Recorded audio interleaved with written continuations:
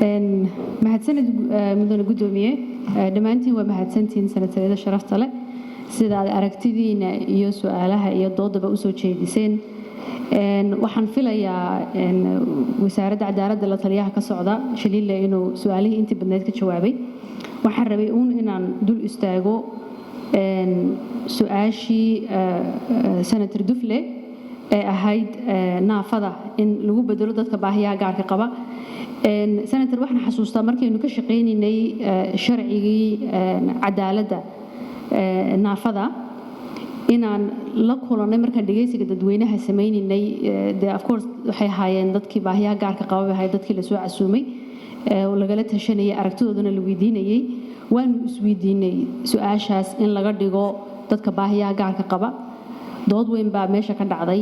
wayna diideen waxay aaminsan yihiin sida uu la taliyo inoo sheegayba inay qof walba oo bil aadan baahi gaar qabo marka anagu mar rabno inaan bulshada ku dhex milano waxaan doonaynaa wax iyaguna gaar noo ahaadaan dadka naafada ahna lagu yeero marka hay'adda naafada qaran sharcigii naafada cadaaladda naafada marka iyaga ayaa doortay marsidii markii warbixintii aan akhrinay waxa ay sida bulshada ay khusayso ay doonayaan in lagu yeero dadka naafada waxa loo bedelay naafanimo taasi horta waa taas xarunta dhaqan celiska senator Zainab iyo Machino ka dhawaajiyeen sababta nagu kaliftay markii aanu xeerka akhrineynay aanu isla aragtiyada ka dhiibanaynay inaanu ka bedelno magaca dhaqan celis horta dhaqan celis sideedaba waan isla ognahay senatorintu way ka wada dhawaajiyeen wax la socdo aragti positive ma ahaba xarumaha waynu ognahay dhamaanteen waalid baynu nahay waynu garanaa waxa ka dhaca waana xarumo aan sharci ku furnayn oo dawladuna aanay u siinin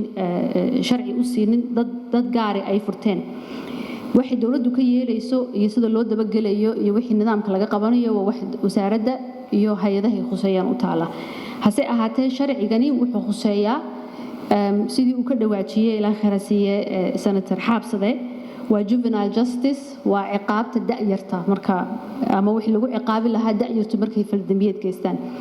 wasaaradda ayaa imika xilku ku wareegaya inay u sameeyaan xarumo cusub oo dadkaas caruuraha yaryar ee dambiyada geystay ama lagu soo oofiyay halkii lagu hayn lahaa intii dad waaweyn oo waayeel la dhexdhigi lahaa marka si aanu magacii uga bedelno labadii xarumood aan la isku khaldin waxa la isla qaatay in loo bixiyo anshax toosin magacaana waxa keenay senator Gacal oo guddiga ka tirsan xogeeyana ka ah garsoorana ah af Soomaaliga naga badiya anaga intayda guddiga ku jirta marka isna waa mahadsan yahay arinta da'da waan qabaa xeerarkan la sameeyo ee ku wada shaqeynayno dastuurka kama sareeyaan dastuurkuna diinteena kama sareeyo waa inaynu iswaafajino wixii oo dhan sidii anigu aan ogsoonaa dastuurkeena markii ugu dambeysay laba da'ood baa lagu kala qoray waa 15 iyo 18 sida u kala qaybsanaayeen ma xasuusto laakiin waxay ahayd midna qofku inuu qaangaar yahay oo halkii guurka laga eegayo qowmu qofku guursan karaa oo goomu isku ka qalin jabin karaa midna waxay ahayd qofku da'deebu ku qaadi karaa mas'uuliyad dambi marka halka waxa u maleynay in 18kii lagu eekeysiyay laakiin waan dub ugu noqon doonaa anagoo la tashanayna sharci yaqaanada dastuurkana dub ugu noqon doonaa culimadana dub ugu noqon doonaa in da'dan la soo waafajiyo imika sharciga xeerkan waxa ku qornaa da'du meelo badan bay ku soo noqonaysaa meelaha qaar kood 14 15 18 waxa ku qornaa wixii dhan waan isku keenay maadaama sharcigan uu ka hadlayo dambiga markuu qofka da'yarti uu dambi galo da'deeba lagu waafajinayaa in suu qof waayeel loola dhaqmo oo adult ah iyo in da'yar loola dhaqmo marka 18 baan ku hakinay 18 wixii ka weyn ma aha waa ogtiin da'da markuu qofku habeen galo da'diisa 18 ka gaaro waa qaangaad waa 18 jir iyo wixii ka yar micnaheedu ma aha 18 iyo wixii ka weyn waa 18 iyo wixii ka yar ay noqonaysaa marka taa da'da dub waan ugu noqonaynaa senator Muuse Suudine dhowr jeer bisna ka dhawaajiyay senator Samsom iyadoo waati dub ugu noqotay child convention rights ki waxaan u maleynayaa aniga laftarkeyga waa laga jaahil bixiyay waakii inoo sharxay adukaaruhu in laga reebay wixii aan khusaynin Soomaaliya maadaama dad islaami yihiin waxaan u maleynayaa intaas